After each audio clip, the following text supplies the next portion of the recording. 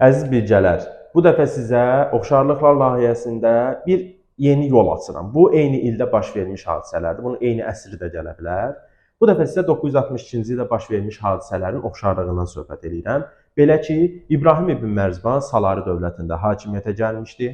Qəznəli dövləti yaradılmışdı Alptəkin tərəfindən. Səlcuq bəyin özü Cənd şəhərini ələ keçirmişdi. Bir də 1-ci Otto tərəfindən müqəddəs Roma imperiyası yaranmışdı. Bunu eyni zamanda 1-ci Ottonun imperator titulunu qəbul etməsinin ili kimi də götürmək olar. Bir də dəyərli abituriyentlər, sizin istəklərinizi nəzərə alaraq iyun ayının 1-dən etibarən həftənin 3 və 5-ci günləri onlayn formada yay dərslərimiz başlayır.